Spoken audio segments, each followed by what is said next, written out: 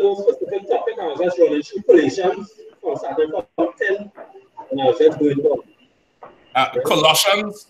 Colossians, yeah. Okay, did anybody have like a question on that? No. Okay, no sweat. Just for time's sake, we're gonna just try to contact everything tonight. Again, you don't know, sometimes these things happen way over what I expected. All right. So we just push on through. Gotta want to keep an eye on the time. I know you're gonna have a jet shortly. Right? Okay. So just keep an eye on the time for me, right, Baba Kusha? It was in, I know a few of you all had questions. Let's deal with those quick, and then I'm gonna go into New Year's Day, all right? Also too, Akim, how was the academy this morning?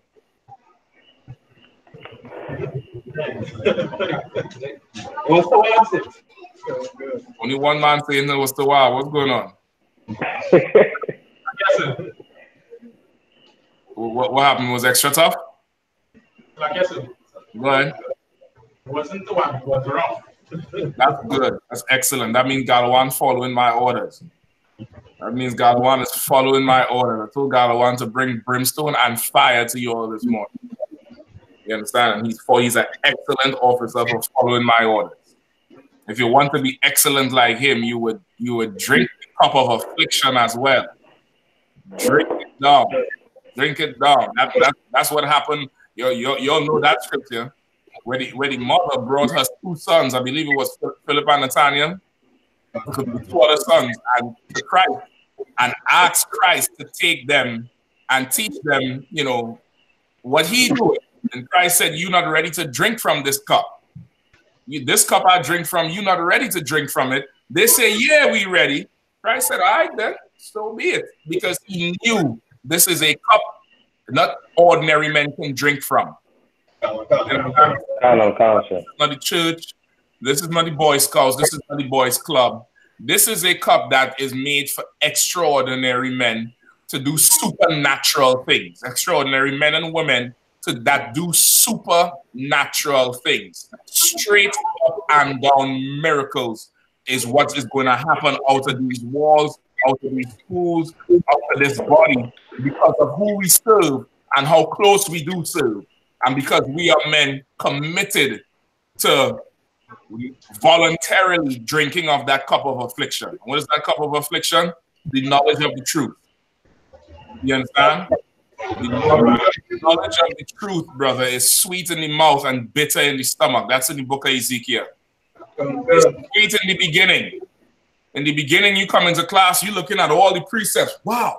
Whoa. What's the Apocrypha? That's in here? Ecclesiasticus. All that. You're looking at all that and you impressed. You fully, girded up and geared up. And then what started happening? Friends start hating you because he ain't smoking weed no more. And then your slavery, you damn the plotting to fire because you started to grow that damn beard. You women especially, you'll be having it rough. The minute you stop dressing like a hoe, all your hoe friends go. And because you don't grow up Christian, you get depressed because you ain't got no friends when you're supposed to celebrate the Lord cleaning them sluts out your life. You understand? Women we build here. So Kibra Academy was rough. You better pray to the Lord every night and thank him and beg the Lord to strengthen Officer Galawan so he can show you all the right path as he has been shown. You understand? You better band together and stay together, tight as be. Nothing coming in between. Not even air can separate the brotherhood. Okay. How y'all going with the test? Show of hands. Who feel they ready? So what? Shout out and so what? Who else? So what? You think you're ready? All right. You got one. How much test you have in your bag? 8. All right, no sweat. I thought it was 4. Was it 4? Yeah, Carolina. You have 4. Carolina. Y'all don't know. Last week, 2 men raised their hands. I told Galawan make 4 copies. This week, 4 men raised their hand. Them 4 brothers, you'll get up, Galawan, get them the paper. You'll go in separate stations in the house. You'll have some time to take your test. All right? You'll have about an hour and a half. All right? Galawan, you could leave at around 9:30. Yes, I can see that. Okay, but around 9:30 is good. I don't want to push it till 10 because of the travel situation. 9:30 is fine, is right. So them 4 brothers, you'll go, Maka, you'll set them up on the side. You'll have your blank paper. Do not take no bag. You're taking a pen and your chairs. A pen and your chairs. I think Galawan, you have the blank paper as well. All right. Yeah, that's it. Chairs, blank paper, and a table. All sit. Nobody coming to check to see if you're copying, if you're cheating. The Lord is watching. I don't give a damn. The Lord is watching. I don't have to, be a hall monitor and walk around. What you got to do? The Lord is watching, brother. All right? You'll go take your test. The rest of you brothers, fill in the gap. Come up front. Fill in the gap. Move the chairs quickly. Double time. Let's go. Let's go. Double time. Let's rock.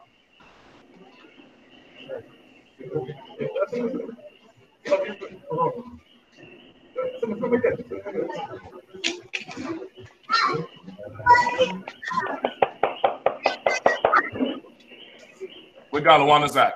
Galawan, where you at? You just had to pass them. Just give each 4 of them that's it, and give one man a pile of the blank paper, and that's that. And you come on back. They in Hebrew Academy now. They know how to organize by now. I don't think they will be wearing a jacket anytime soon.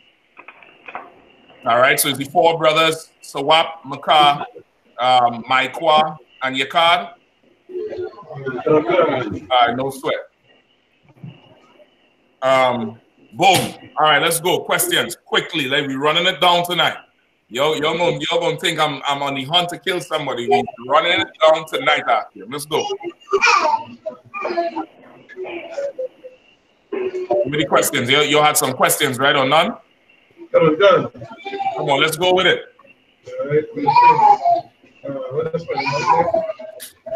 All right. See a lot of young men, Tasapa. What's going on, See that bush growing. So I gotta get my lockdown. You gotta get my fancy lockdown, man. Make it look right.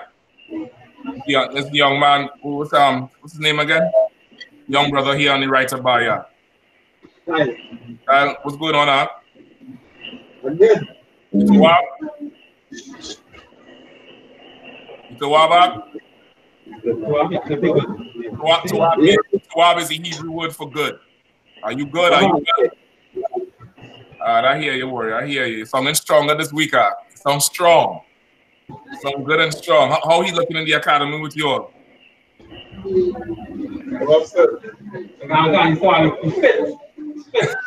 fit. No sweat. Fitness is good. It's how good you can follow orders, though. It's how good you can follow orders. And that's what those men going to do the test now. Everybody going to do the test. Those men just going to do the test now. All right? All right, quickly. Let's get the questions. Yes, sir. Don't nobody ask me no question from the test. I'm liable to kick you out. Don't going to help your brothers. Sir, break down John 3:16. Break down the woman's scriptures. Damn that. Damn that. Take that blue off. You could take that blue waffle bullshit outside. All right. Damn right. All right, come on, let's go.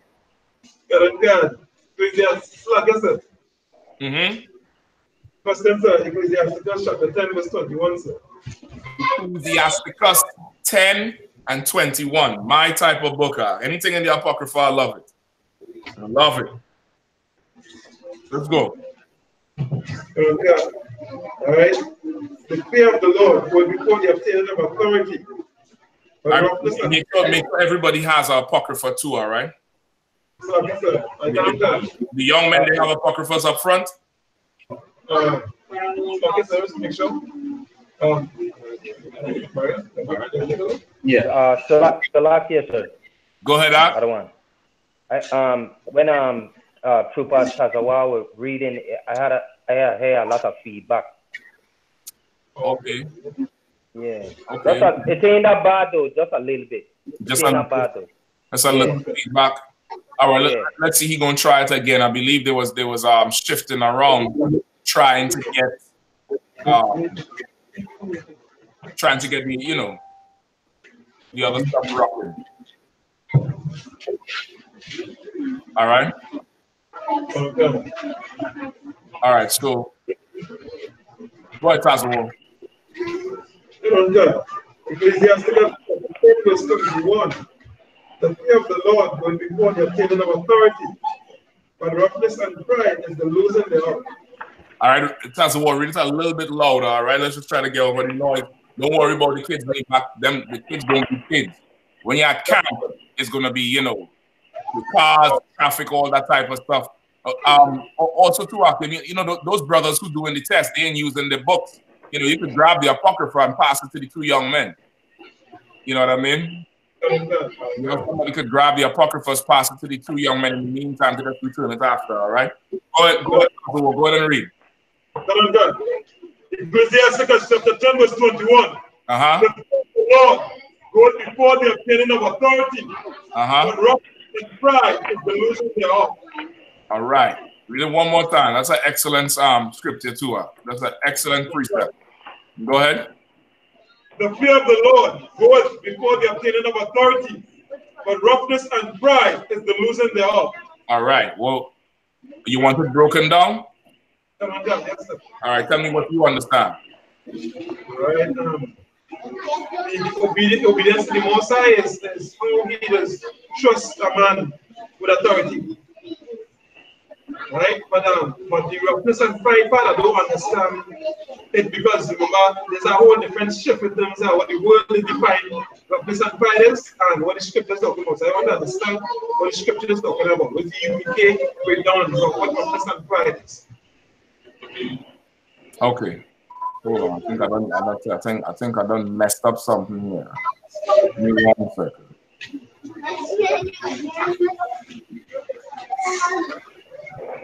Okay.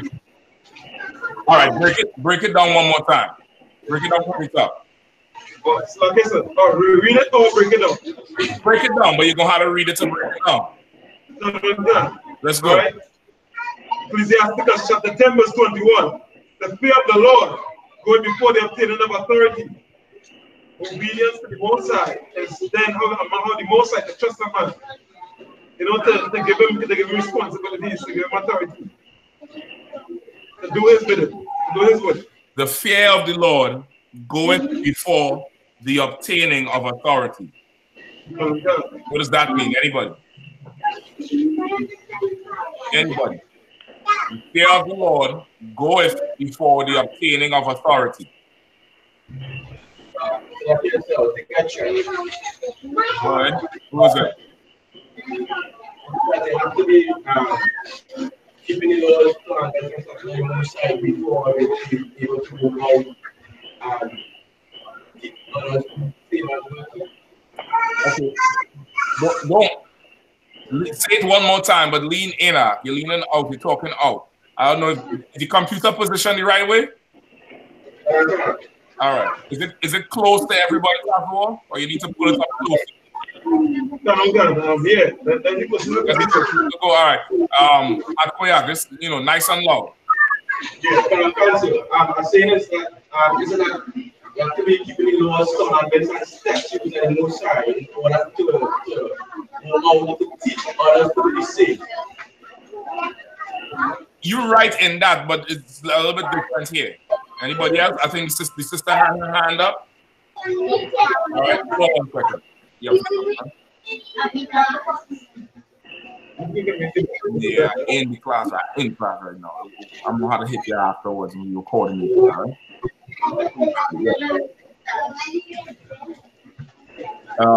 Okay, go ahead, sir.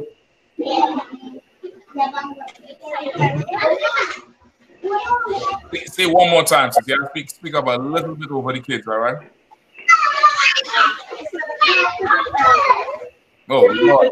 You're gonna translate this stuff. she started up and like the voice get lower. Tell me what's this. Say it one more time.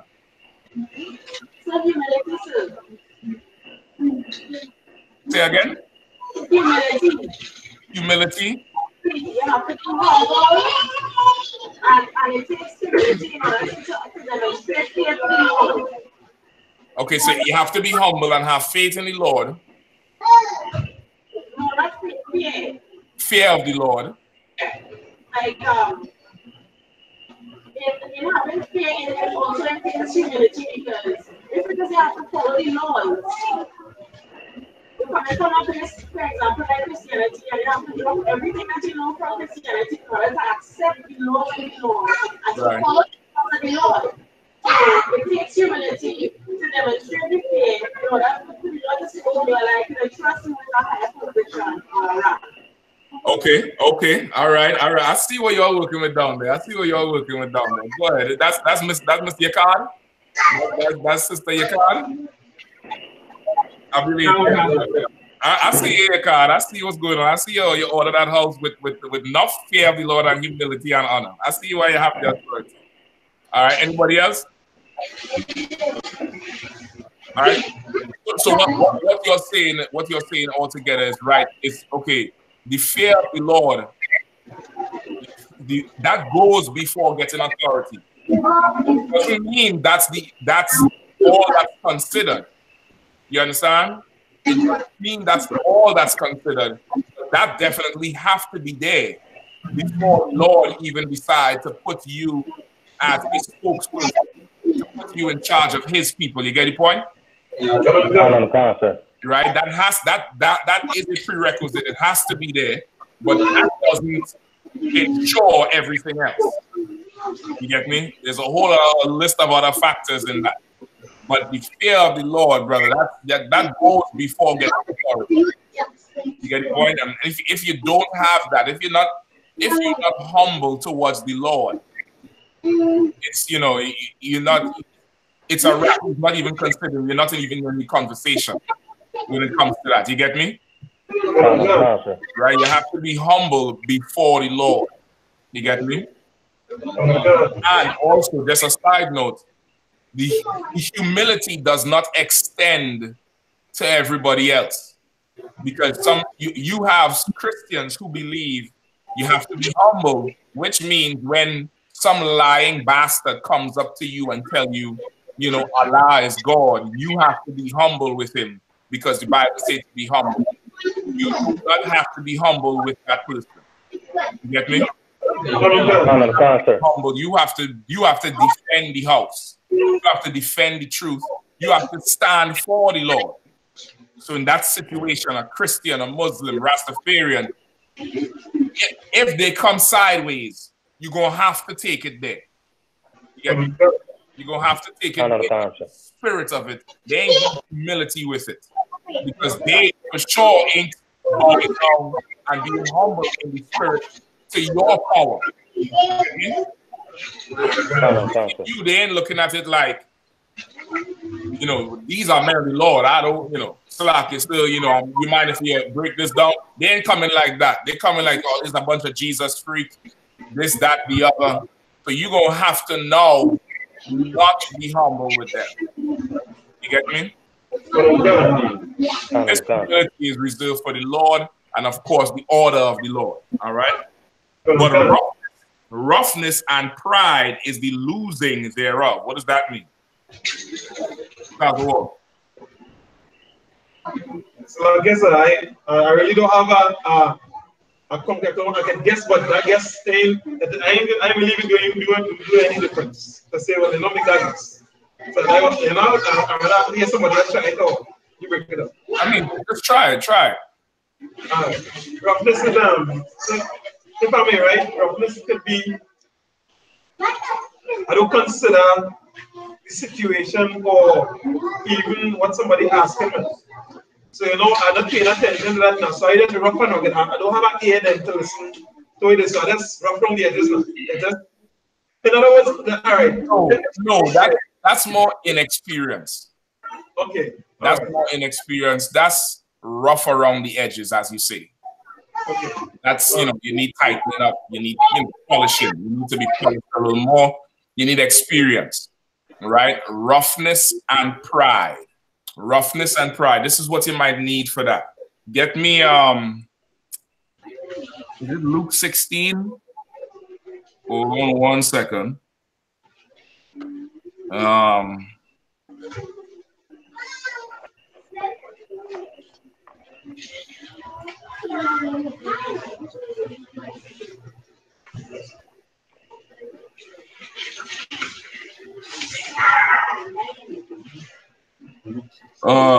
Because the master tarried.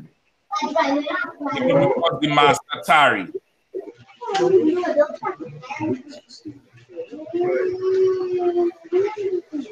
Where is that? Like this one, I believe it was 1 and 2, sir. Where, in the same book? I don't think that's what I want, but let me hear. All right. Luke chapter 16 and verse 1. Oh, in Luke. Okay, I thought you were talking about the Apocrypha. Let me hear what you have. Luke chapter 16 and verse 1. And he said also unto his disciples, there was a certain rich man which had a steward, and the same was accused unto him that he had washed his goods. Sorry, that he had wasted his goods. Verse 2. And he called him and said unto him, how is it that I hear this of thee? Give an account of thy stewardship, for thou mayest be no longer steward. Verse 3. And the steward said within himself, what shall I do? For my Lord taketh away from me the stewardship. I cannot take. To beg I am ashamed. Okay, where's tarried? I think this is what I want. This might be what I want. Hold on. Keep reading. Verse 4. I am resolved what to do, that when I am put out of the stewardship, they may receive me into their houses. Verse 5. So he called every one of his Lord's debtors unto him, and said unto the first, how much owest thou unto thy Lord? Okay, no, not this one. Not this one. This is the wicked steward. Right? This one is the master tarried, and the servant, they abuse the master's servant. Right. They abuse the master's servants. That's what I'm looking for. They abuse the servants, or they abuse the master's servants. Abused.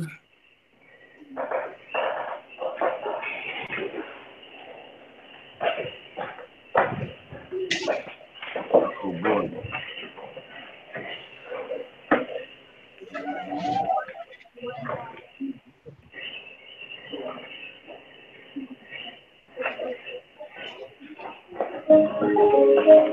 Okay, bear with me one.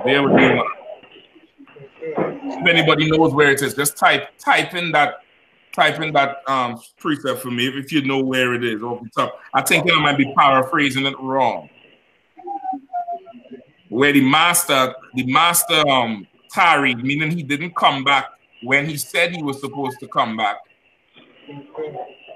And the person who was overseeing the master's business started to abuse the servants.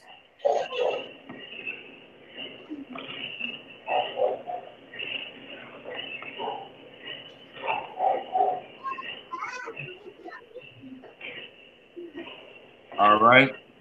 I think I might be paraphrasing it wrong. I'm gonna find it for you. But the parable is that it's talking about, you know, your Christian church. It's talking about, you know, all your false religions, false doctrines, including fake Israelites, right? Where they're supposed to be waiting on the Lord. You get me? They're supposed to be waiting on Christ. and occupying till he comes. What does that mean to occupy till he comes? Go ahead, Tasawal. Continue doing the work of the Most High, sir. Continue doing the work of the Most High. When Christ walked the earth, what was he doing? Go ahead. He was healing the sick, raising the dead, you know, doing the work of the Most High, sir, basically. He was out teaching, raising the dead, healing the sick, feeding the hungry, you know, taking care of the people, and something that is very One West and UPK.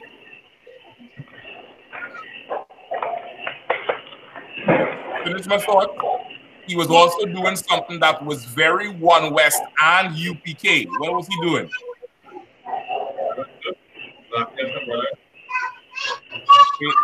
Who said? I ain't hear. Brotherhood. He was showing brotherhood. That's correct. That's not what I'm talking about. Something else. Go ahead, sis. Say that again. He was blazing on the Sadducees and Pharisees, scribes and the Pharisees. That's correct. Something else. So, yes, sir. Come on, Tazawa, bring me home. He was raising up men. He was raising up brothers. Something else. But yes, sir. Come on, Cha, help me out. He wasn't being a coward, sir. He was being no coward. That's obvious. Something else. Shalom. I know you know it. I know you know it, Gabar. Come on. What was the question again, sir? When Christ walked the earth, in addition to teaching men and women, raising the dead, healing the sick, giving the blind sight, feeding the poor, blazing on the Sadducees and Pharisees, Christ also did something that is very One West. It's straight up and down UPK. What was that?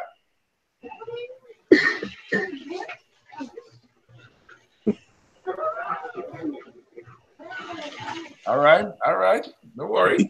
Y'all don't kept order. Academy jackets in it. Y'all don't need it. Y'all don't need none. You don't have to have it. He kept order, sir. He kept order, but that's not it. It's something else. Come on, Shah. Discipline? That's not it. All right? That's not it. Give me John 8 and 44 quickly. John 8 and 44 very quickly.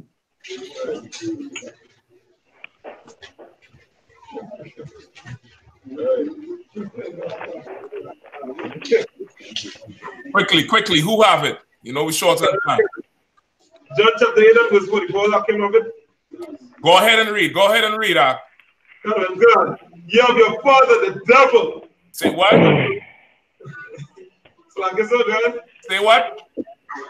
Ye are of your father, the devil. What did he say? Ye are of your father, the devil. Oh, ye are of your father, the devil. Who is he talking about? He's telling the Sadducees and Pharisees and them that they follow after the white man, after his society. So what did Christ do when he walked the earth that is very One West and all the way I.S.U.P.K? Come on, Gabar. He blazed on the Edomites. You're not giving to me clear, brother. I need Kool-Aid with sugar, a diabetic sugar. Stop giving me all that healthy juice. Sir. Come on, Shakan. He was saying the same thing we say the white man is the devil the Bible speaks of. Water, because Shakan is the only UPK man in the house. So we had to go through all these rounds of guessing to figure that shit out. Christ called the white man the devil in the Bible. You get me? He called the white man the devil in the Bible. We are to do all these things in occupy till he comes. You get me? We are to do all these things. The scripture I was looking for is, I haven't found it yet. Somebody put Matthew 12 and 45, but I don't think that's Go ahead. So like I said, the scripture looking for is Matthew 24:48, sir. 48, read it down. Yeah. Yes, that's it. That's it. Salakia to water. Smite his fellow servants. I have abuse in my head. Go ahead. Matthew 24 and 45. I think who Napatiza to water. And of course, that's correct. Call the white man the devil. Chris knowledge the white man the devil. War God, the white man is the devil. The Bible speaks of. That is also correct. All that is correct. Absolutely correct. All right. Salakia, sir. Go ahead. I thought it was, wasn't it? Is it 24 and 49 or 48? Okay, it's going to start at 45, but it's going to go. Okay, count on the time. All right. Go ahead. Matthew chapter 24, verse 45. Who then is a faithful and wise servant, whom his Lord hath made ruler over his household? Right. A faithful and wise servant is somebody who the Lord has made ruler over his household. Right? Because this servant obeys him and follows him. You understand? Go ahead. To give them meat in due season. Verse 46. Blessed is that servant whom his Lord, when he cometh, shall find so doing. Say again. Blessed is that servant whom his Lord, when he cometh, shall find so doing. Right. So when blessed is that servant when his Lord come, will find him doing what? So like I said, calling the white man the devil, the Bible speaks of. In a nutshell, that's it. That servant, when his Lord come, he has to be ruling over the house, meaning taking care of Israel, doing the work that the Lord would do. Right? Go ahead. Verse 47. Verily I say unto you, that he shall make him ruler over all his goods. Verse 48. Right, so that servant that stayed in the work and stayed doing and stayed occupying and stayed what? In fear of his Lord, humility, obeying his Lord. That servant, he's going to take him and not just make him ruler over this estate, but over everything. Because he continued in the faith of the Lord. He continued being humble towards the Lord. You understand? Just imagine, you know, one of you brothers have a slavery out of the country, right? And you have to appoint somebody to watch over your family and your children and your land and everything like that. Now, this man, his life has to be placed on hold to take care of the family and the estate and the children and the land. You get me? Now, it's natural for at some times your life is going to demand from you more than you can give. Right or wrong? Your life is going to be needed to take care of. Your own personal life, but a faithful servant does what? Like I said, continues to serve. A faithful servant makes the sacrifice necessary for the job. A faithful servant will make the sacrifice necessary for the job. A faithful servant would do the job he has to do, which is take care of this Lord's estate, and then come home and work double time to take care of his estate, and then be back there in the morning to take care of his job, of his Lord's estate. You get me? Like he makes the sacrifice necessary to do the job he was sent to do. You understand? Matthew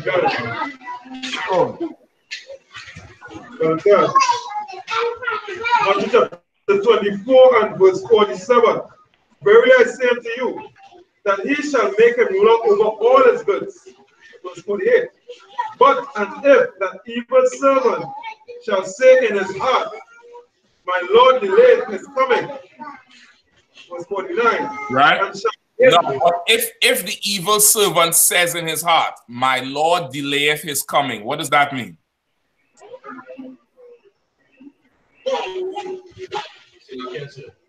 Go ahead. Evil servant is saying more or less if you want this, go to that I'm looking after, you take him too long to come. So if you take him too long to come, what does that mean? Well, he goes to want to go see when I go do my own thing. Yep. And okay, taking too long to come. Translate that for me in Negro. Taking too long to come is what's written on the paper. I need the Negro, translation. Yes, sir. Go ahead. Since I'm born here, Christ coming. So I will do our one for now, and later on in life when I choose to die, I'll change my ways. That's true. But what does that mean, literally, in Negro, in Black, Hispanic, and Native Indian? What does that mean? Black, yes, go ahead. Again, duck. Say again? Again, duck. You gotta translate that from there. Your audience wide. Your Judite brothers and sisters don't understand what you get duck means. Right? The brothers in UK might understand it because duck means something cricket. But nobody don't understand. Goodbye. You know what duck means? You get duck? I don't know that. No. Translate, Akim. Translate. So I guess I'll tell you something I want to hear. No. That's not what it means. Sir? Go ahead. It mean he coming again then. I give up. That's what a Negro is really saying. Yeah. A Negro is really saying, Christ ain't coming back. What are you talking about? Well, okay, he coming? All right, no sweat. I will go ahead to light this blunt. And this is how they're doing it. They be bold. But you telling me about Christ. Who? Man, I hear about Christ since I small. Okay. All right. Hey, who are fire? Y'all fire?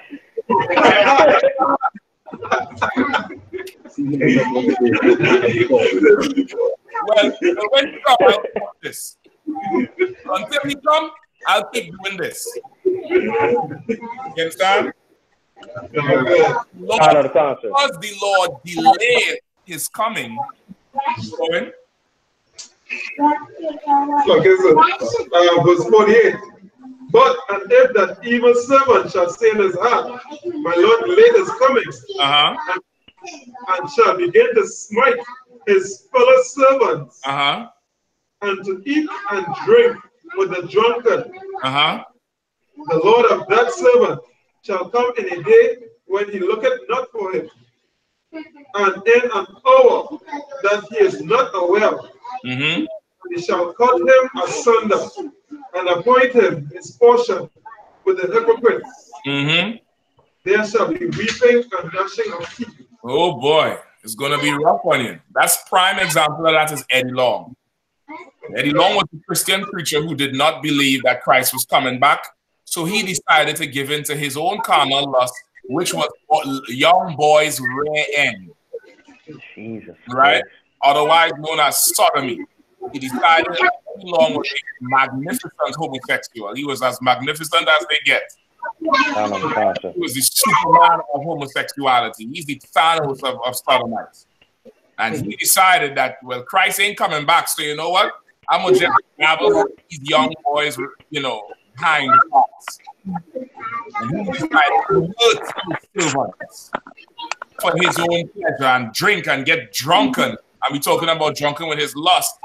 But he didn't know the Lord was coming for him. At a time he did not expect. He came asunder. And he died weeping and gnashing of teeth. That is what you want for the scripture in Ecclesiasticus, where roughness and pride, right, is the losing of the authority. You get me? And pride. If you don't fear the Lord, brother, you know what an Israelite would do to another Israelite without the fear of the Lord? I tell you all. When was the last body that dropped in Trinidad? Last night? Tagged me in a video that I would like to curse the brother out, but I would not. Some young brother with his brain blown out, lying on the street but still breathing. What? For the life of me, brother, I mean, it's rough. And that's what Israelites would do to other Israelites. Fear the Lord. Of course, I'm joking about wanting to curse the brother out because there comes a time in your life in the truth you get tired of seeing the destruction of Israel. But people in the world who do not fear the Lord, they get numb to it, meaning it's normal. And if in the video, the brother is lying on the ground, there's a hole through his head. His hands is up over his head, he's laying and he's still breathing. And his sister walks out from the yard next door and just looks at him. He walks out and looks at him. You're familiar with what I'm talking about? Just walks out and looks at this. Look, she was looking like, you know, there was a time a woman would scream to hell. Scream, scream and faint. Faint, because, you know, violence was done. But now, we don't have it. You understand? We don't have it. And because of that, we are very proud as a people, rough and rude as a people to each other. That's why we don't have no authority. So you see how you could go in layers with the class war? It's of course it's talking about the leadership and those who should be in power. It's talking to a young man about this is how you go about getting the Lord's blessing.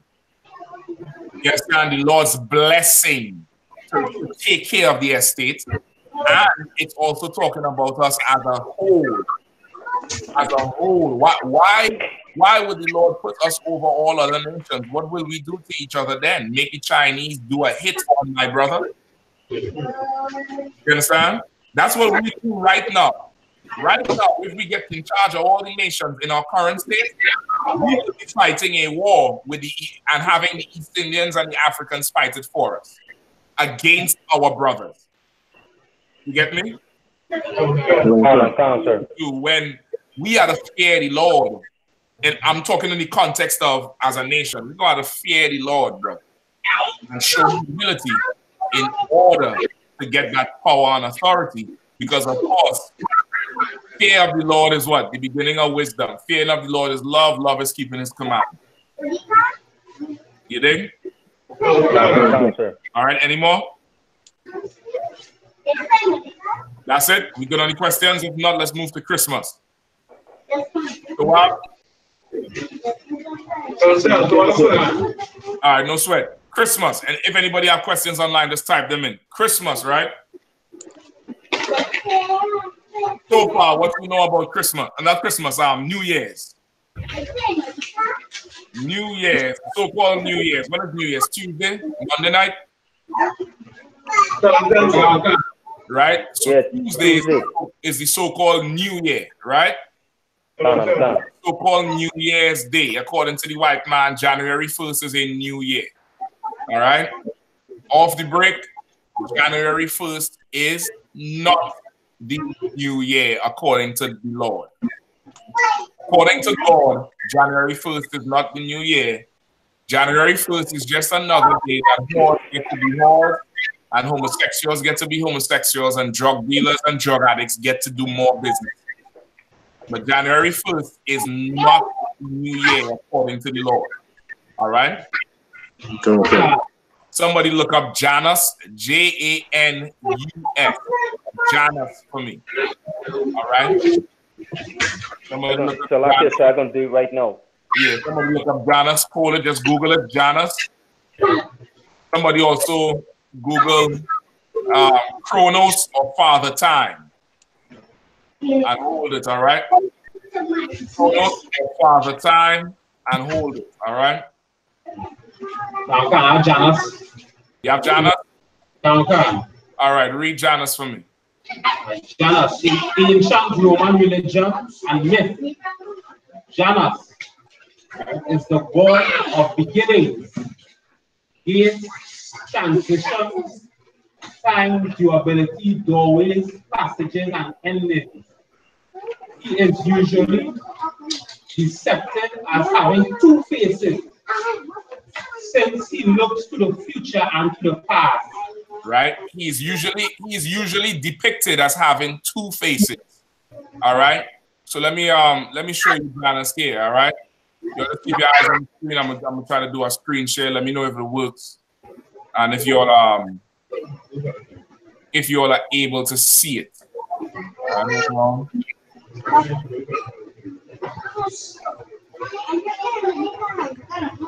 All right. You all able to see it?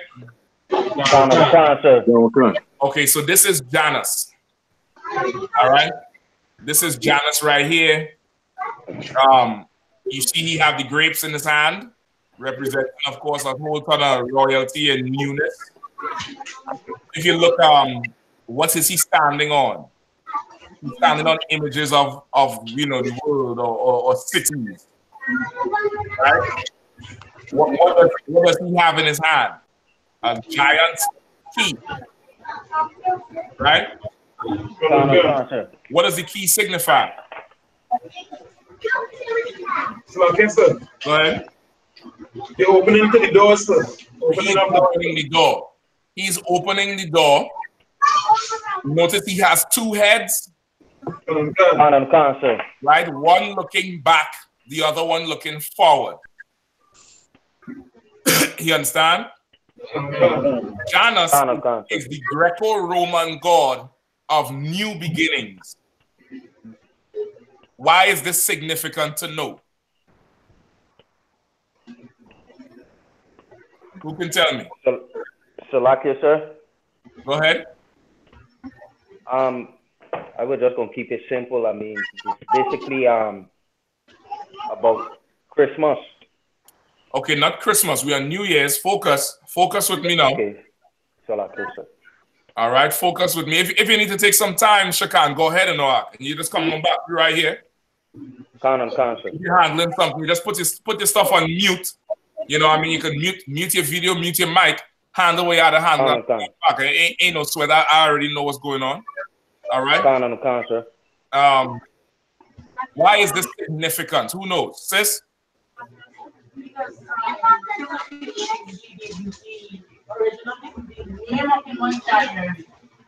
the name, give her a hand. Give her a strong hand. That's correct.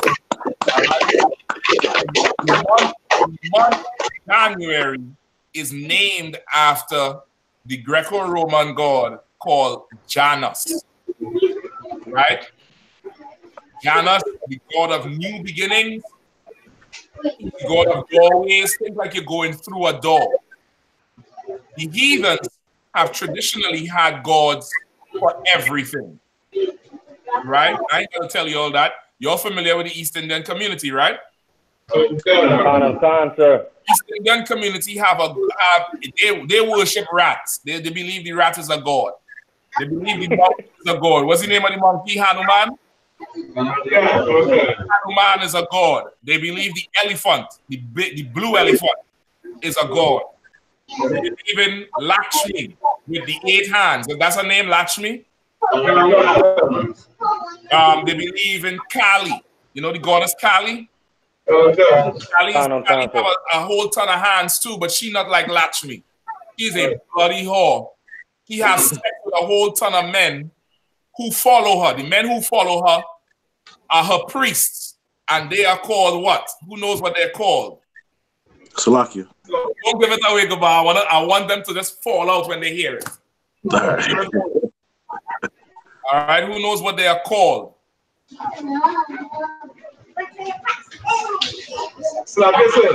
Come on. Is them, are those the same Aguri Pundits, sir? The same Rastas? Not the Aguri Pundits. The Aguri Pundits worship her too. But the Aguri Pundits are not those type of priests. This one I'm talking about is her, her secret service type priest. So I guess, what kind of... 1 second, Shakan.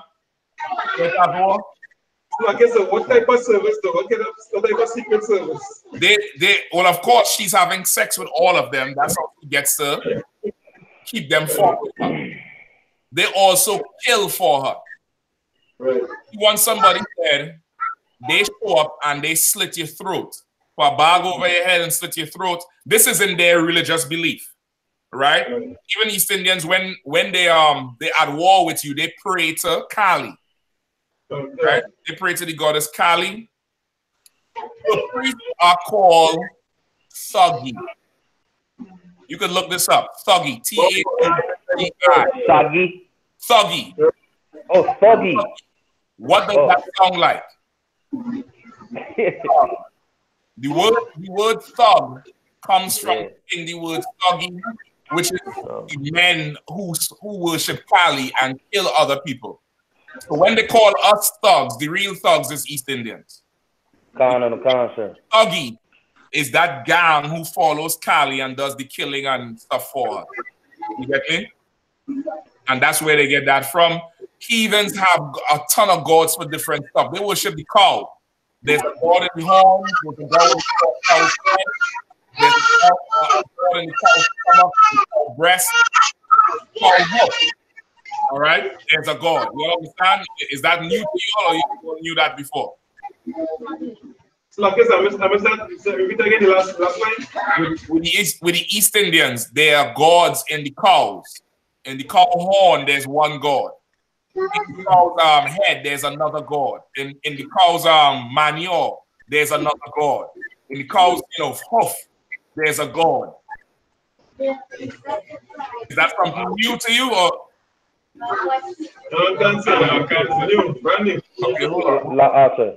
Y'all need to study your enemy, man. So like you, sir. Study your enemy. Go ahead. Can I ask you a question, sir? Come on, Shakan.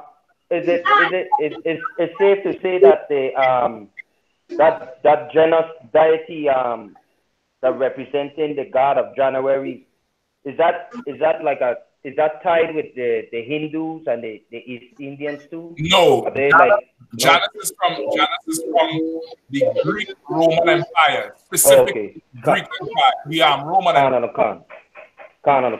Right, specifically the Roman Empire. All of a sudden, the damn internet's sticking now. Trying to pull up the cow for you. And I shit you not. The Hindus believe that there's a god in each part of the cow. All right. Just 1 second. Everybody see the screen? Come on. Look at this right here. You see them praying to the cow? You'll see they have little hats for the cow horn. All right, the cow wearing a blanket. This fool in the back here kneeling down, praying to the cow's ass. I don't know what the hell she thinks she doing. You know what I mean? All right.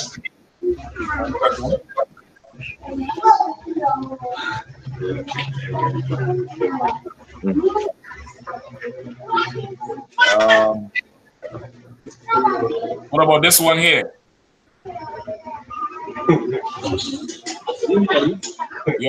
I know. Okay, look at the bottom here. You all see this little thing right here? I know you all see that before. Every East Indian has this at the front of their house with the little bamboo poles with the flag, where they pour milk and leave food for the god. And brother, this is a cow with wings, a peacock tail, a monkey tail, and 2 breasts like a woman and a head like a woman. And the people that worship this rule over us. You understand? They rule over us. Hold on. Some more for you. Like I said. Go ahead. The thing on the bottom that under the cow tits there, right? They call it the murti. That's the murti. And that the puja, I don't know what the hell they call it that. I really don't know, to be honest. I thought it was a puja. So like you said, it looks similar to the Baphomet, like the goat headed with the breast and everything, and the monitor bottom or whatever. That's true. But okay, the Baphomet is not. It don't have nothing to do with the East Indians. I'm gonna tell you what it has to do. All right, this is a schematic of the cow. Oh. You see the gods all over the damn cow? There's a god in the cow tail. You see the tail here? There's a God in the tail. There's a God in the breast. There's a God, you know, in the chest of the cow. There's a God everywhere. You understand? You're seeing it or you're not seeing? All right. There's a God everywhere. Look, there's a whole giant statue of a damn cow. Right? They would worship everything. Even look at the monkey. Look how they move. Right? This is who we worship. This is who we serve. This is the people who serve us. This is the God of Kali. You see, she like Lakshmi. A violent whore. All right? And in her hands, around her neck, are the heads of the people who she's killed. Right? And you see the tongue out the mouth? Up to the, I can't stand to see a sister with her tongue out the mouth. I feel like, you know, punching her in her head, but I would not do it. Right? But this is Kali. And the men who serve her are called Thuggy or Thugs. Right? You could look it up. All right? So now this is who rules over us. You get the point? Those are the people that rule over us. Heathens have an old tradition of having a ton of gods. The months of the year, even the days of the week. Sundays after what? The sun god or the sun worship. Mondays after what? The moon or the moon god or moon worship. Tuesdays after the god Teusus, which is the god of what? Somebody knows? It's the god of conflict or battle. That's why every election is held on a Tuesday. Wednesday is wins us. Thursday, I forget who Thursday is. Friday is Trigger's Day or the god Trigger. Saturday is named after Saturn or the god Saturn. All right. The months of the year. January is named after Janus, the god of new beginning. February is named after who?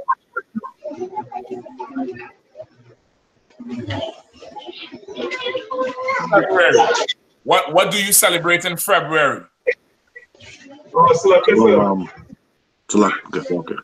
No sweat, somebody. Whoever. Valentine. Valentine's Day. And Valentine's Day comes from what? From the worship of Aphrodite. Not Aphrodite. No.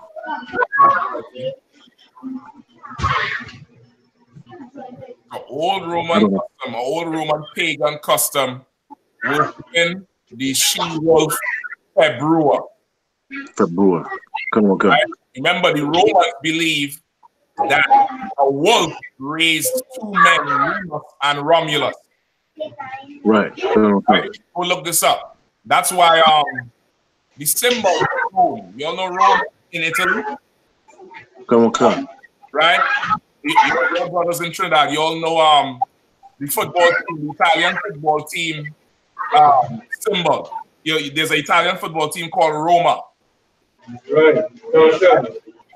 Roma symbol, right? Roma is a football team in Italy that's famous.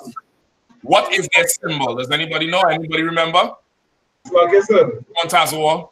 A dog, sir. It's supposed to be a dog. Some type of dog, think so. It looked like a kind of dog thing, all right? Look at here. All right? Yeah. It's a she-wolf with two babies suckling the breast. Because in Italian culture, this is the history of Rome. It was two white babies, two brothers, twins, Remus and Romulus. That's what their names. And they were orphaned. And they grew up in the wild, and this she-wolf or this female wolf called Februa, she raised them. That's why they're suckling from her breast. And when they were older,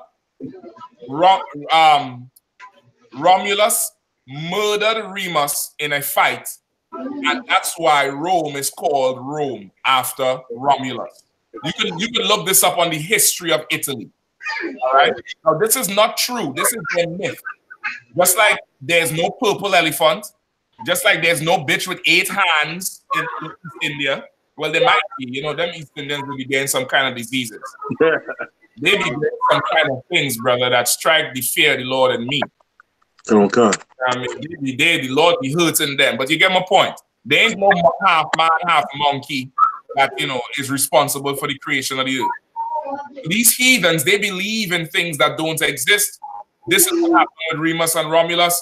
They have an annual festival called the Festival of Lupercalia. Lupercalia, where they kill a ton of wolves or kill a ton of dogs, bathe in the blood. That's why Valentine's Day is what's the color of Valentine's Day? Red. Come on. Red. The red coming from all the blood from that. You get me? And it's an association with spring festivities. Valentine's Day is marked by all that love and sex because of the fertility involved in it. You get me? Go ahead. There's a legend in Mexico, right? What's it? Chupacabra or Lupacabra or something like that. Is that same beast connected with the same beast that is take souls, that's eat people, something like that?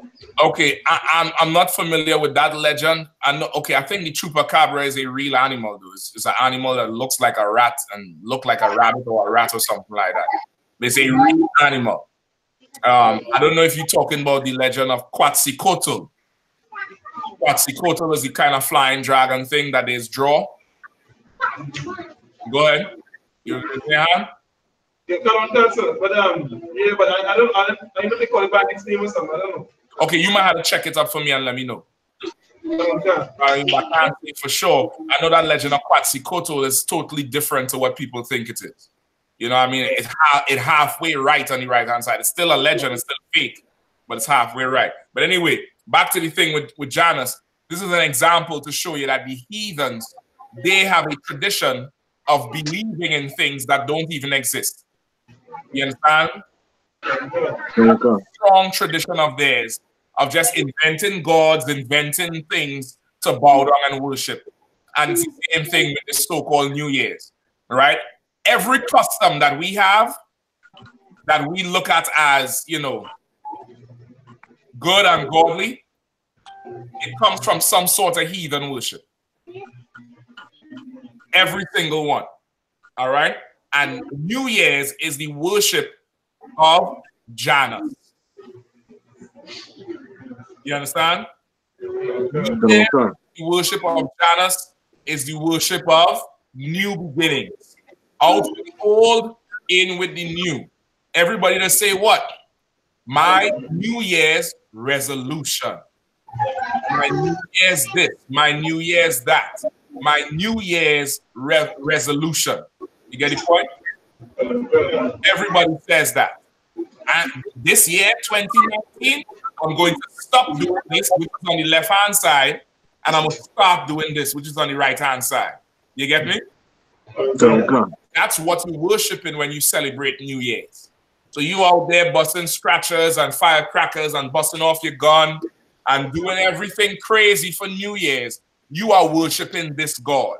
Christians have a what? New Year's, All Year's Mass, right? Or New Year's Eve Mass, right? They go to church and stay in church and pray and worship and usher in the new year. So if the Christian church is supposed to be about Christ and following the Lord and obeying your King Christ, who are you worshiping New Year's night or New Year's morning? Praying to Janus.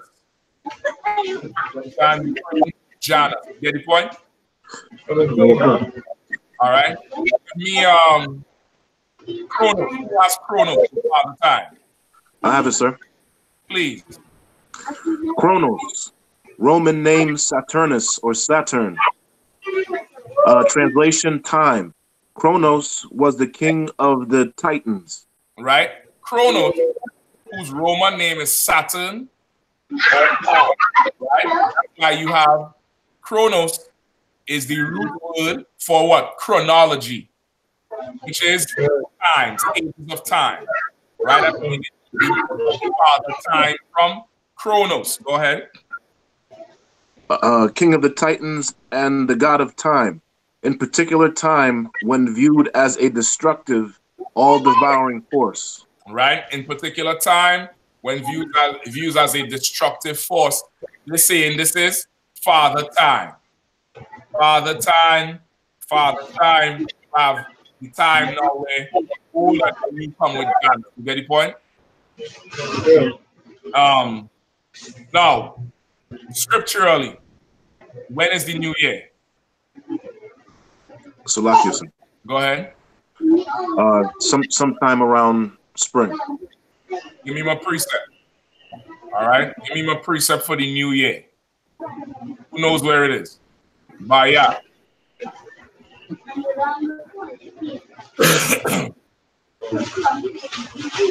Nah, sir, I don't know which one it is. No sweat.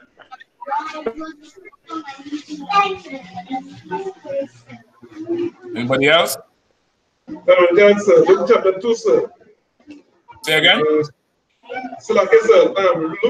chapter 2, sir. No, that's not what I want. All right. Anybody else?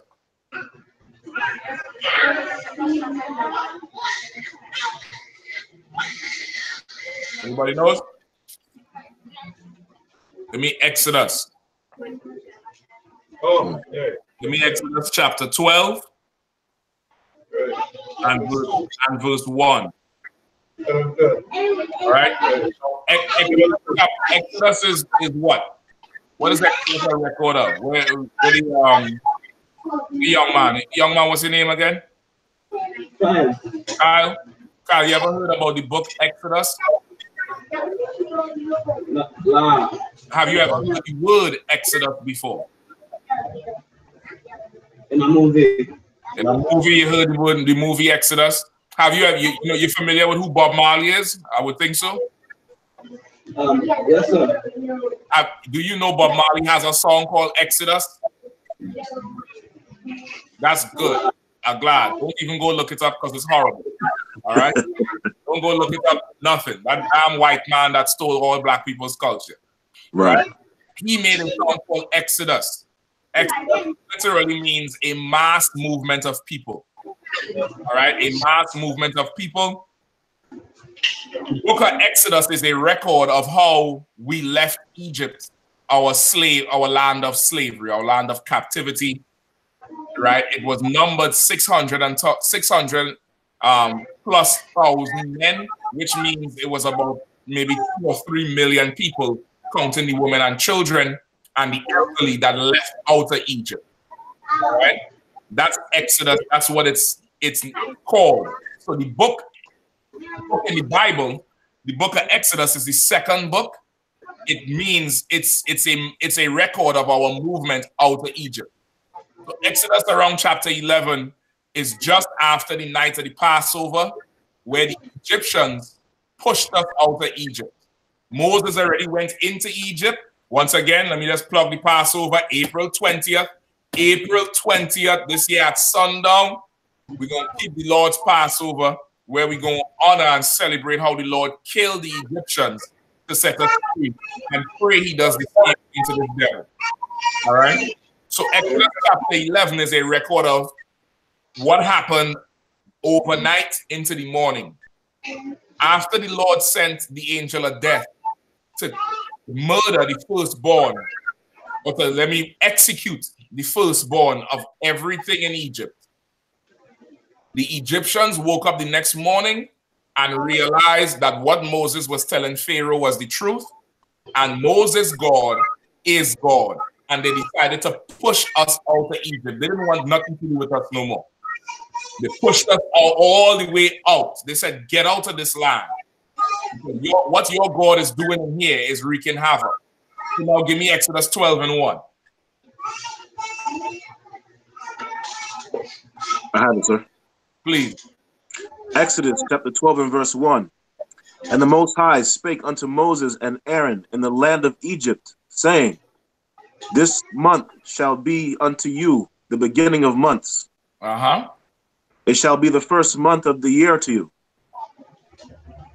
Speak speak ye unto all the congregation of Israel, saying, in the 10th day of this month they shall take to them every man a lamb, according to the house of their fathers, a lamb for an house. All right. So right there it says, this month is going to be the beginning of months for you. This was when they kicked us out of Egypt. So now, biblically, the new year is around the time of the Passover. The day before, the Lord sent the angel of death to pass over our houses and kill the Egyptians. You're familiar with that, right? Young man, you familiar with it? No? Tazapa, you familiar with it? Ain't no sweat. We're going to get you all up to speed, all right? Tazapa, you have a Bible, right? No sweat. Young man, Kyle, we're going to get you a book, all right? I'm gonna get you one, and you should be taking notes. But you help the brother out with the notes because he's gonna need the precepts so he could go look it up. All right, help him down with the notes. Even if he's starting late now, he could always borrow somebody's notes from the class and copy it down. Young man, you want to take the notes down so when on your own you could go look it up for yourself. All right. You hear me out? Yeah. All right, no sweat. Hold on.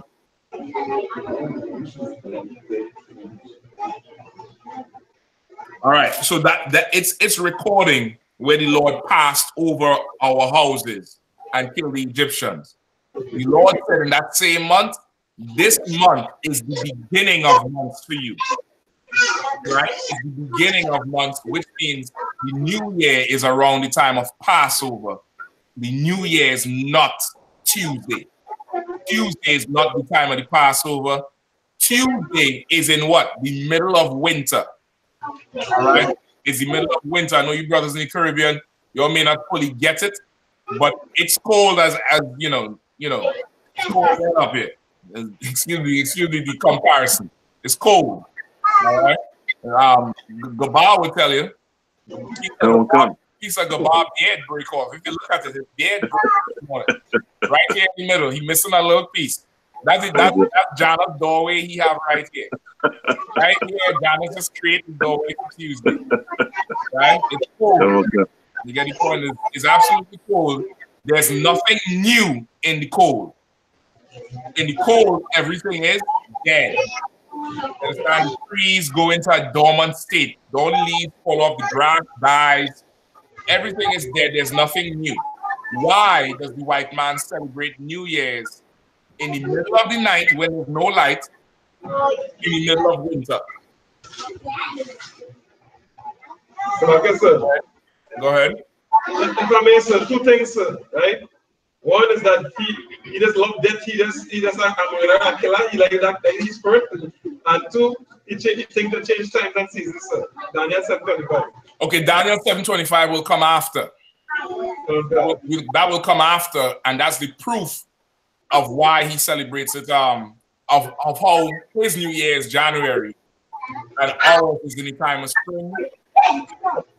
But he celebrates that because that comes from a pagan custom from the Druids. The Druids, those people who went to witchcraft, the Druids, I think, are from Ireland or Scotland or one of them foolish places, right? It's called a witching hour, right? In the middle of the night, for those people who believe in those type of, dumb nonsense, who pray to trees and shrubs and, a Druid is a warlock. A warlock is a male witch, right? A witch is a female who's gonna mix up a potion, just like you remember Smurfs. You remember the cartoon Smurfs. You remember Caramel? I'll roast a few and toast a few, and you put Smurfs in, and the cat Azrael. He's a witch, right? A witch will put something in a pot, cut up something, boil it, and then give you, and you lose your mind. A drug dealer is also a witch. Why? Why? Look at the flick of the wrist.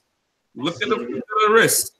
Because they're mixing a potion on a stove, in a pot, baking soda, baking soda, baking soda. And then they sell it to you, and you take it and you lose your mind. Right? A warlock is a male witch. And they believe that around that time, in their culture, they believe that midnight, in the dead of midnight, in the dead of winter, it's the most powerful witching, it's called the witching hour. They believe that that time spirits and demons have the most power, and that's the time they will celebrate the new year, because you get all the power from, you know, whoever they're worshiping, who into the new year to have a prosperous new year. You get me? Of course, all this shit is nonsense. None of it is real. You understand? None of it is real, but that's their belief. And the white man don't integrate that all into his society and tell you New Year's is January 1st. All right? Yeah. The New Year is not January 1st. The New Year is Passover time, specifically 14 days before Passover. Passover is April 20th this year, which means the New Year to the day would be around April 6th or 7th. But Israelite custom does not, we not into dates so specific as the white man. We more into seasons. So springtime is the New Year. When the sun starts to come out, it gets warmer. You know, the trees start blossoming, flowers blossoming again. That's springtime. That's the year. Everything is new. Everything is new once again. All right. Give me Daniel 2:21. Quickly.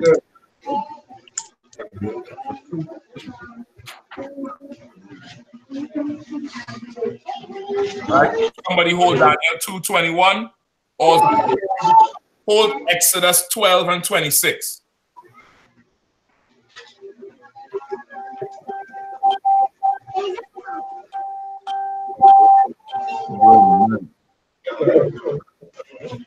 Quickly, quickly. Who have it? Come on, let's go.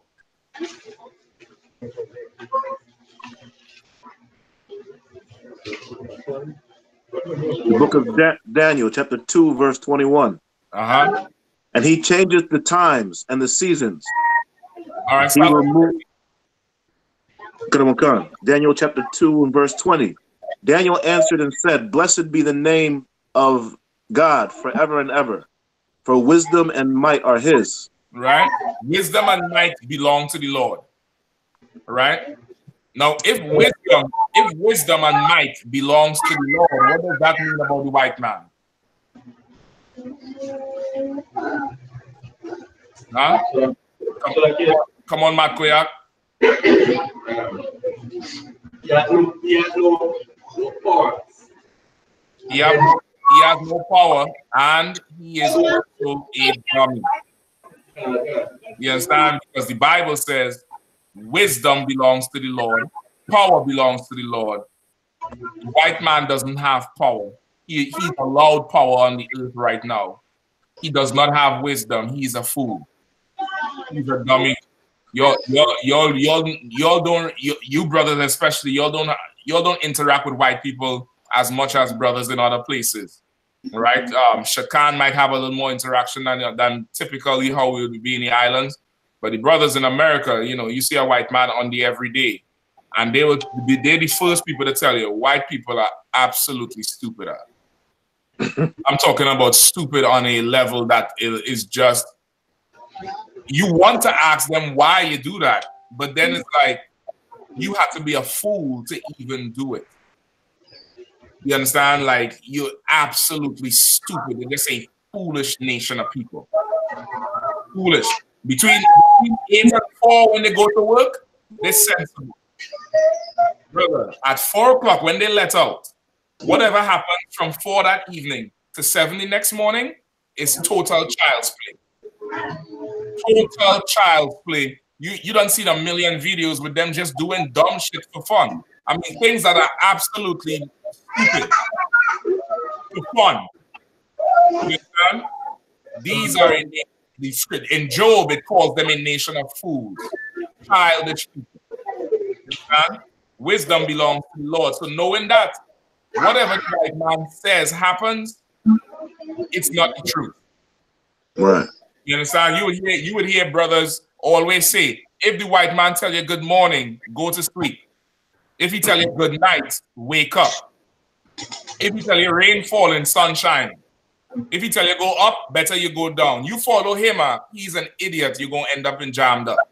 So when he says January 1st is the new year, that nigga lying. You understand? He's a liar and he is a dummy. He doesn't know when the new year is. Keep reading, verse 21. God one Khan, verse 21. And he changeth the times and the seasons. He removeth kings and setteth up kings. Right? He changeth the times and the seasons. He removeth kings and setteth up kings. Right? Why is that significant? Because the white man has changed the time and the season. This is not the season of the new year, neither the birth of Christ. But the white man says it is. Right. Right now, Galawan, what time is it down there?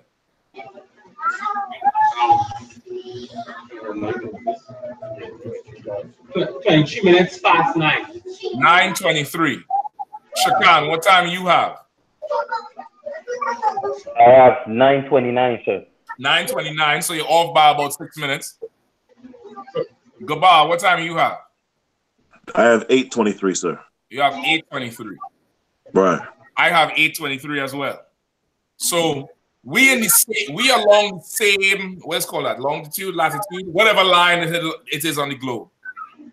But where you at, it's 9:23. Where I'm at, it's 8:23. Why? Who knows why?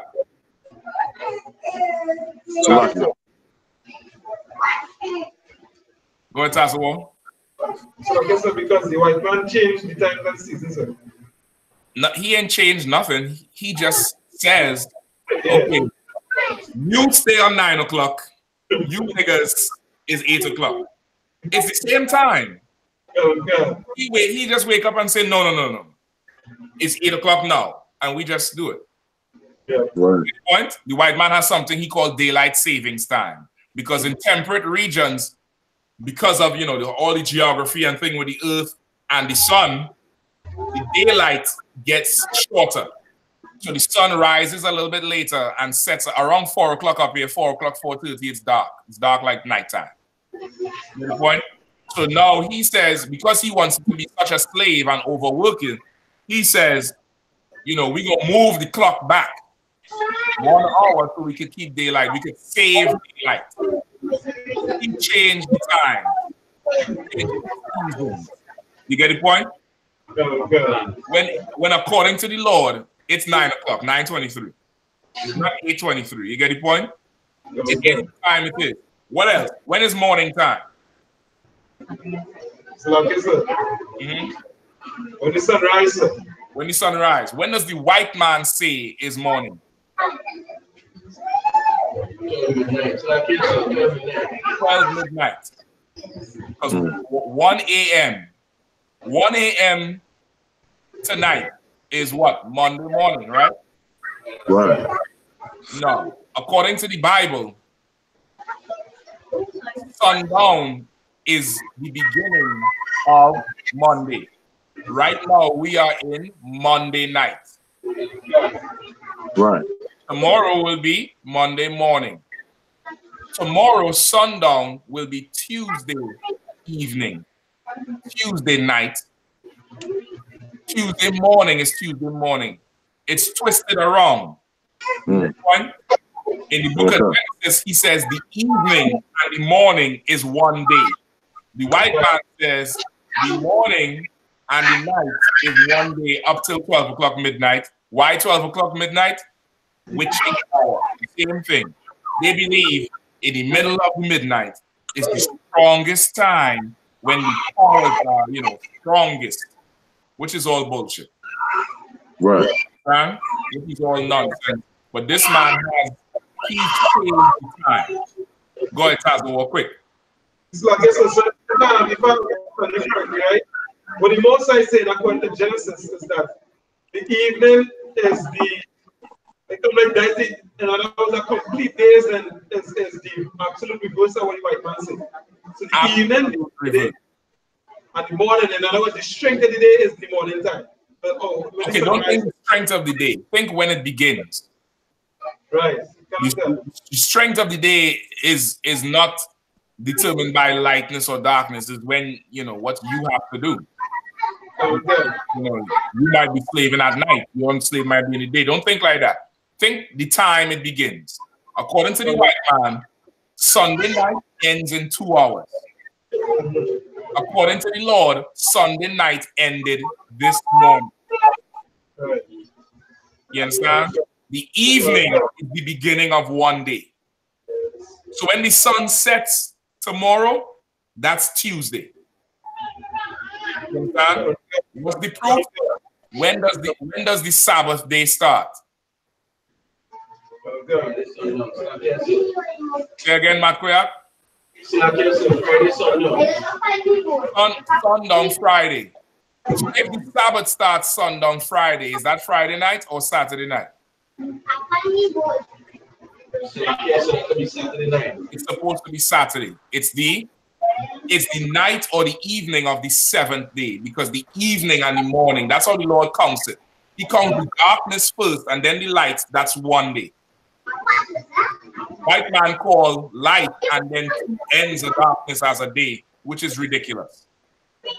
Everything is backwards with him. No wonder he legalizes homosexuality, because everything is backwards. He's not a forward-thinking man. Right. Forward-thinking man. He don't understand babies don't come out your behind. You understand? Babies come from in front or under. You get it? But babies don't come out from the back there. But he is a backward-thinking man. He's a fool. He does not have wisdom or power. All right? Give me Exodus 12 and 26. Galawan, just check the brothers. They see how they're going. If they need more time or what.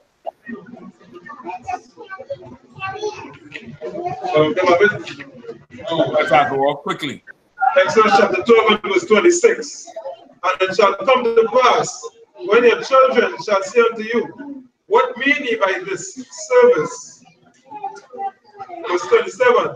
That ye shall say, it is the sacrifice of the Lord's Passover, who passed over the houses of the children of Israel in Egypt, when he smote the Egyptians. Right. And houses. No, read 26 one more time. And it shall come to pass, when your children shall say unto you, what mean ye by this service? Right. The Lord will say unto you, he will say unto your children, what mean you by this service? Meaning, what service, what do you mean by this that you're doing? What do you mean by this that you're doing? Which is a very heavy question. You know why? Because your children should be able to answer why you're not celebrating Christmas, why you're not celebrating New Year's, why you're not celebrating birthday, why the white man's devil. What mean ye by this service? And what's the answer, Tafo? So like it's verse 27? The next verse is the answer. That you shall say, it is the sacrifice of the Lord's Passover. Right? It's the sacrifice of the Lord's Passover. That's why we do the Passover. But on the flip side, especially for those of you who have children or even ribs, because those are who society likes to attack, because in their eyes, they're weaker than the men, which in a way, the ribs and the sisters and the children are. But our women and children are stronger than society, even though they're the weaker vessel compared to us. You get the point? Now, you have to prepare your children to give a reason for why they're not celebrating Christmas, why they're not celebrating, New Year's. What mean ye by this service? Why are you doing these things? You get the point? We do not celebrate New Year's, because New Year's celebration is the worship of another God, and it's against the Bible to worship another God. For every Christian that go into church tomorrow night, and every Muslim that go into the mosque tomorrow night, And every Rastafarian that going to light up a big old spliff tomorrow night. Who else? Every Buddhist that going to drink a whole barrel of sake tomorrow night. Give me some more. All them religions. All right? For them fake Israelites who gonna bake a big blue waffle tomorrow night. It's the worship of another God. You understand? It's the worship of another God. New Year's is satanic. Christmas is satanic. It's all satanic. You understand? Brother had a question. How do you know the high holy days? High holy days are listed in the book of Leviticus chapter 23. That's the list of them. There are also a few more days that are not high holy days, but of days of memorial. The Feast of Hanukkah, memorial, blowing the trumpets. Purim, those days are memorial days. Now, the specific dates, the priests in the U.P.K, Commander General Yohanna with General Mayak, General Hazayan, they get together and they work out the actual day it falls on, based on, of course, the moon. As how it goes with the moon, you would know that, which is how the Lord told us to measure our high holy days. Right? From the moon. You wanna know when the high holy days are? Just get in the I.S.U.P.K. We have a calendar that we put out every year. The brothers have it in the school down there. You could get one too and keep it in. All right, Galawan, how they looking? A little bit more time again. How much more they need? They're looking into it. All right, they're looking into it. So most everybody done? So what? The WAP done? Okay, let's look into it. All right, let them continue. We have a few more minutes. We're going you guys it. Any more questions? That was it? Let's wrap it up there for tonight. So, Go ahead, Barriath.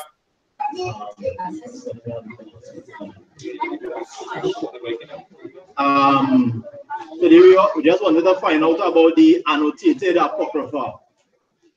Annotated apocrypha. What do you mean? Apocrypha with notes in it? No, it has nothing extra scriptures in it. I'll have to see it. I don't know about that. I don't know about that. So it's a different type of apocrypha? Manu Collins are one that it has some scriptures like when you die, what has happened to you before, based on how you live your life. And okay, this is scriptures that's not in the 1611. Not sure in the 1611, no, but I know it's not in the Red Apocrypha. Okay, the Red Apocrypha is in the 1611. Right? Right. If you know the history of the Apocrypha was removed by the Catholic Church in, I think, the 1700s, maybe late 1700s, not too long after King James Version came out. The Catholic Church removed it. They said it was uncanonized because, of course, if you read the Apocrypha, you see all the history of how brutal the Romans and the Greeks were and how we fought back at them. All right? So that Red Apocrypha, in essence, would be right in the middle of your Bible. You understand? It would be right in the middle of your Bible where in the 1611, where it would be. It's just, it's you could get it as a separate book now because it was removed. So now if you're telling me there's another Apocrypha going around with extra scriptures, you just have to compare it with what's in the 1611 or what's in that red one that we always have and see. I have not heard of an annotated one. I know annotated means it has notes in it. Like there's Bibles with, you know, scriptures and footnotes. They're not the truth. Some of them do line up. Most of them don't. I wouldn't rock with it. But if you're telling me this thing has extra books and extra, you know, extra scriptures, then, you know, that shit ain't that ain't good. You get me? Oh, so I guess Right, Tazwa. the name of it is the Oxford Annotated Bible, but it have additions to the verses in the Apocrypha. That is what that. Okay, what is the additions? I think I can't remember exactly, but I think it's 2nd Ezra chapter 7. It have more verses, have extra verses from 77 or something like that. On what? A couple more verses, but and you checked it with what is in the red one and in a 1611? Ask sir, that'll be better, sir, because I don't know if that. Okay, hold on. How you know the Oxford have extra verses? Oh, sir, I remember seeing it from before, sir, but that book had to be better. Seen it where? We have like PDF version, sir, but that was a long time. Okay, I get you with that. But if you never checked it, how do you know there's extra verses in it? No, I checked that one and that particular one because I remember what he said there. I saw it myself too when it talked about the 7-day period and like the cycle. But you never checked that against the red Apocrypha or the 1611. That's what you said, right? That particular one. I didn't check for anything else other than that. Okay, but you didn't. What I'm saying is you didn't check that to see if whatever you're talking about is in the 1611 or in the red one, right? Yes, sir. Check it in. Yes, sir. Check it in, sir. Okay, so you just probably have to bring it in and see if it will be approved. What I know just from experience, I never try to reinvent the wheel. All right. And whatever the generals put on the table, I know for sure, just like a child honors his mother and father and takes the word of his father. Listen, I was telling Galawan the other day, see this Apocrypha, I know you're laughing at my Apocrypha with all the tape and all this shit. Listen, Doc, this Apocrypha was handed to me in 2006, November or December, by General Mahaiman. I came to class, and I did not have an Apocrypha. I didn't know what the hell it was. He said Ecclesiasticus. I went to Ecclesiastes and started reading. He's like, that's not the scripture. I was like, yeah, look at here. He said, no, it's in the Apocrypha. I was like, what's that? He said, you don't have one? I was like, I don't even know what it is. He closed his book and handed it to me. I don't care what Oxford come out with, Cambridge, Yale, fucking, excuse my language. I know my father gave me this. I know my bigger brother gave me this, and you see, I will not let it go. And this thing will turn to dust in my hands before I get a new one. But if there's one and you just want to see what's going on with it, just bring it in and get it approved. All right. So, go ahead. Just for clarification, right? I called the brother in the UK about the annotated Apocrypha, and he said that it's a fake book. Do not read it. He said because in Esdras, they're talking about hell is a place underground. That's what I was trying to get with Tazawar. I think Tazawar smell where I was coming from experience. Yeah, I mean, those of you who don't know, my phone log is more filled with Tazawar than anybody else. So he's well experienced with my line of questioning. He already know if I pop him 3 questions, he know this is going into a hole that he's not going to get out of. Right? I'll just bring it out for you. Most of you all have even heard about this book by wind of doctrine from some faggots and some fake Israelite group. You understand? That's where you heard of the book in the first goddamn place. The comparison, everything like that. I already knew it was some idiot teaching about it, and I was linking it to something else too. So shit, Officer Parasha is damn near should be a librarian. His knowledge of books is so vast. Officer Parasha, General Kobalo Mark, General Mayak, General Mahaiman, them brothers General Hazayan, shit. Books, them men could get the ISBN number straight off the bat. They know the books. Just we just get this shit verified. All I could say is if it's not One West, it's not the truth. That's what I live my life by. You get me? That Apocrypha that we have there on the 1611 King James version, that's solid. Anything else, brother? Shit, use it to cook. Throw it under the fire. You know what I mean? Make a cook with it. All right, with that, we good? No more questions? We solid? All right, with that, pass the class over to Priest and Officer Galawan. All right, clap it up. Let's go.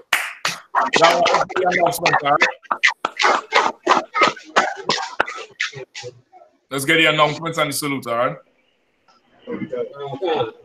This is the I.S.U.P.K security announcements. We have the I.S.U.P.K out of 1 West of 121st Street, Harlem, New York, under Commandant General Yahanna. New rules for brothers and sisters. When a new brother or a sister comes into the school, they are off limits for 6 months. They are to be saluted only. They are here to shed themselves of the world. After 6 months, if a brother or a sister has an interest in a particular person, he or she must get permission from the head to speak to a brother or a sister. There is another 6 months in which the brother or sister will court each other. After this 6 months period, the brother or sister will get permission from the head to marry. Tithes, which is a commandment. You can find this in Numbers chapter 18, verse 21, and Malachi chapter 3, verse 8 to 10. Means stamped in Hebrew and is pronounced Ma'aishara. 10% of every penny of every increase the Lord gives you, give to the treasury department or teacher. Priest fund, free will or pay for peace, not mandatory. Whatsoever amount you would like to give. Right? Remind Akyam and Akwafyam to check on social media such as I.S.U.P.K.com, Facebook, Twitter, YouTube, and so on for I.S.U.P.K events and material. If your brother wants to be a trooper in the school, then he is to start wearing all black, which includes black boots, like shirts, like pants, like headband or scarf. Hey, Akim, Galawan, are they done now? Just to shout over to them, see if they're solid. Wow. God damn, where you going to write? The 10 Commandments, Makar? Where you going to write, Makar? You going to write the 10 Commandments? God damn, shit. You know, Makar going to come back and everything going to be white. The dead, the hair, everything going to be white. You gotta walk around with a veil now. All right, Galawan, let's just do the salute, all right? And because you all had to get ready to roll. Okay. I Madium. Keep it UPK all the time. This guy is a teacher. I give the teacher one TITHES salute. Imagine Shabbat. Imagine.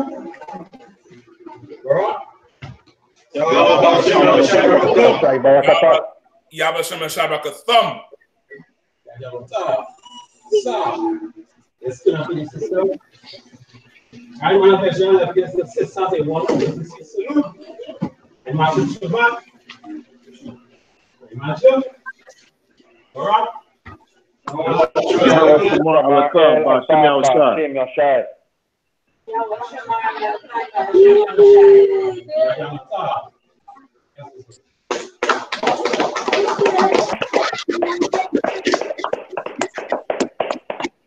right, all right, Shakan.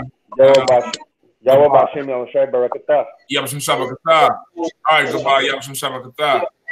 Yabashim Shabakatah. All right. Yabashim Shabakatah.